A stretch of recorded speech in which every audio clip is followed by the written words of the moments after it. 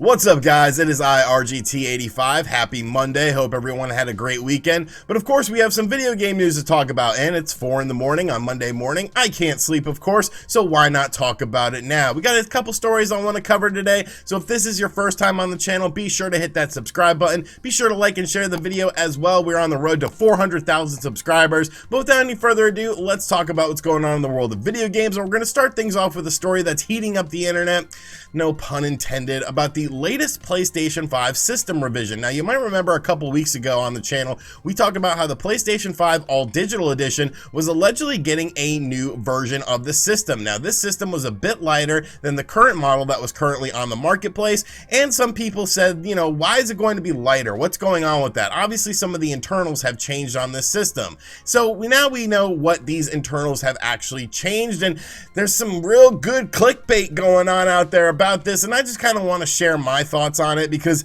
I feel like people are making a big deal out of, well, absolutely nothing. So a YouTuber by the name of Austin Evans recently got his hands on this PlayStation 5 revision and did a video on it, and this video blew up on the internet. It's like on trending, on YouTube trending and all this stuff. So shout outs to you, buddy. Secure the bag, but I'm not quite sure I understand and agree with your stance on this. And basically, he put this system through a various variety of tests.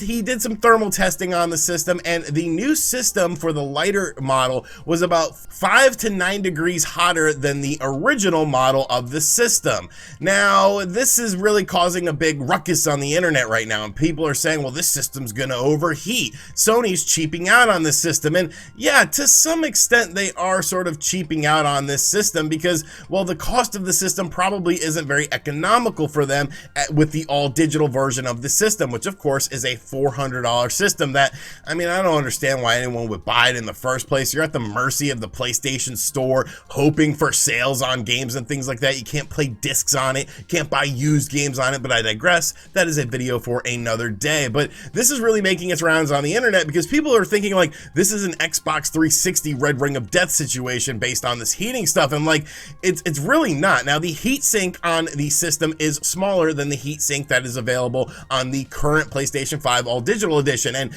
I'm just surprised at how many people are into heat sinks nowadays. Like, when was the last time you ever heard someone talk about a heat sink before this console generation? Like, never. Maybe in PC gaming. This is console gaming. We don't care about things like that. Does the system work? Does the system function? Yes. Okay, then what's the problem? But there is one thing that's going on with this system that I feel like was just sort of overlooked in Austin's original video, and that is the fact that they also changed the fan on the PlayStation 5 All Digital Edition. Now, this fan is actually smaller in diameter. It's only 17 inches versus 20 inches on the original PlayStation 5 All Digital Edition, but the blades on this fan are longer, thus creating more circulation with this system. And I'm a complete idiot when it comes to technological stuff, so if I'm able to sort of see this and realize that, hey, this system is actually going to create more air and thus creating a more exhaust system to get that hotter air out of the system, like, I feel like everyone should be looking at it in this light and manner. Like, really, when it boils down to it, this is sort of a non-issue. Like, we're talking about 5 to 9 degrees hotter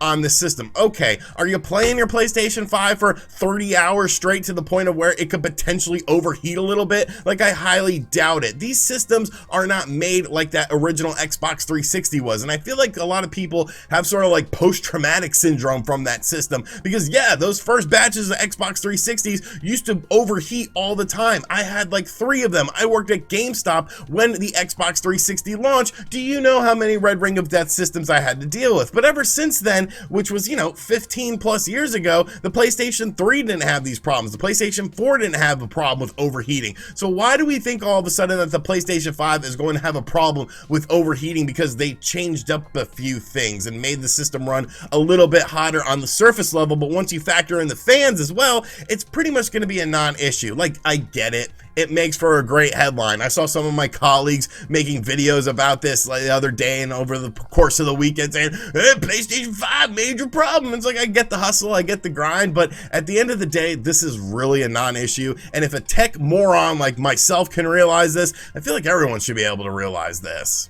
Next up, Cruisin Blast is coming out on the Nintendo Switch in roughly 2 weeks on September 14th, and this is a game I'm really looking forward to because, well, it has a racetrack with dinosaurs on it, and I'm just a little kid when it comes to dinosaurs. I see a dinosaur, I'm interested in the game. I mean, what can I really say about it? But beyond that, I've always enjoyed the Cruisin series. It's a really fun arcade racing series. Of course, it started out with the classic Cruisin USA. Cruisin', yeah, the USA. Like, that game was awesome. I don't care what anyone says. It's fun on the N64, even though the graphics aren't nearly as good. Whatever, I can look past it. But of course, Cruisin Blast is the latest entry in the series, and this is a Nintendo Switch exclusive game. Well, Nintendo Everything actually recently did an interview with the series creator, Eugene Jarvis, and they asked about the classic Cruisin games, and would he like to see those games come out on modern platforms, and he actually said the following thing.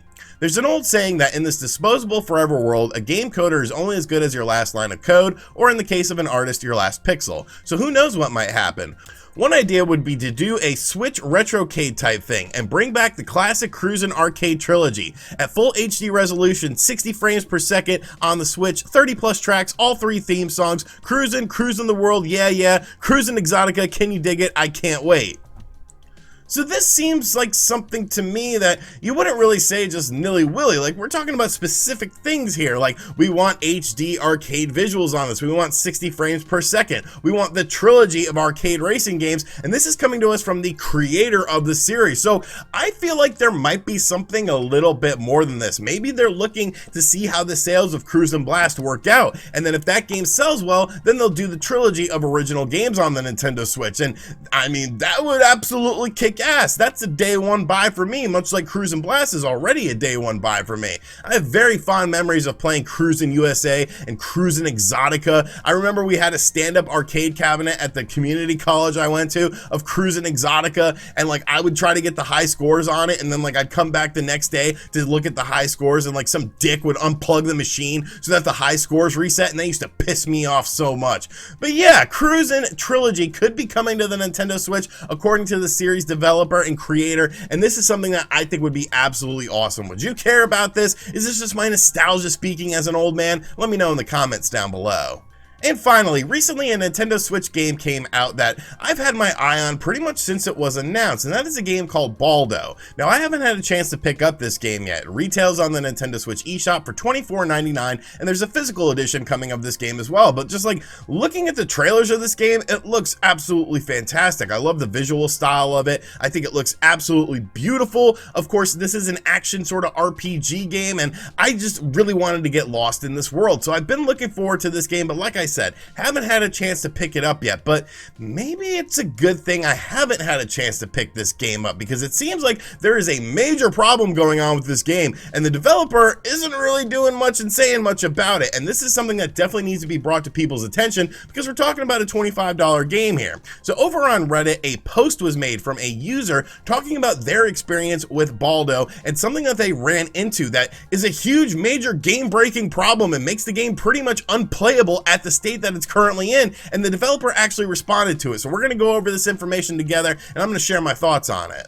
So this Reddit post was done by someone named Doc Crocodile. Shout out to Doc Crocodile. I'll have a link to this Reddit post in the description box down below. But basically, I mean, you can read the title of this. PSA, game-breaking bug in Baldo the Guardian Owls. All hearts, money, and orbs lost upon loading save file. I saved the game and quit out yesterday. Upon loading my save, all my additional hearts, which is HP in the game, money, and orbs are gone. Side quests are still completed, so those hearts cannot be regained. Chests still open, so the money can't be regained. In addition, the durability of my shield is completely gone and breaks in one hit when it had max durability at the time when I saved and quit. The devs responded to a Steam thread. We are well aware of the bug and fixing it. However, despite being frustrating, this doesn't heavily affect the gameplay. This doesn't heavily affect the gameplay. Did you really say that? Did you really say that a game-breaking bug in a long game, this isn't like an hour-long game or anything, this is a game that's going to take you several hours to beat as it's an action RPG. A game-breaking bug in which you lose everything and you pretty much lose your progress because of the fact that all of your stats are being drained, all your money is gone, all your orbs, however they're used in the game, the shield is now down to level 1 and breaks in one hit. This isn't a problem. This isn't a game-breaking bug. Are you out of your mind? This is absolute bullshit. Do you know how how pissed off I would be if I was playing a game and sunk like 10 hours into it, and then I lost everything I had in the game. Not because of the save file being corrupted, which is a problem in and of itself, but because of the poor design of the game and the save system to where it glitches out like this. Now, Switch Up, which is a fellow YouTube channel, actually made a video on the performance of Baldo, and that video did very well from them. I watched that video, I was like, okay, cool, this game looks and runs pretty good on the Nintendo Switch. I can't wait to pick it up. But even they made a pinned comment on their video saying that they're running into problems with their save file as well. So it's like, this is ridiculous. This game needs to be pulled off of the Nintendo Switch's eShop if this problem is happening for a lot of people. You don't want to play a game and then lose your save file. So as Baldo stands right now, this is a game that you do not need to buy. You need to avoid it like the Black Plague. There are other games on the Nintendo Switch that can tide you over. Watch the video I made talking about the current games on the Nintendo Switch eShop that are on sale. There's plenty of good stuff to choose from, and none of those games have game-breaking save bugs that completely affect your game and ruin all of your progress in the game. So it seems like this game is a little bit half-baked. Reading on in the Reddit thread, more people are saying that the game is sort of clunky and it works against itself. It feels a bit rushed, and maybe you do get that sort of feeling. This seems like a very ambitious game just based on the art style, and maybe the developer bit off a little bit more than they can chew. But whatever the case is, even the clunky gameplay aside, if you have a game-breaking bug in your game and this is your response to it, like, oh, it's no big deal, like, no, go to hell. It is a big deal, and it's ridiculous, and it's something that needs to be addressed ASAP, because people don't need to be buying this shit if that's the way the game is going to work.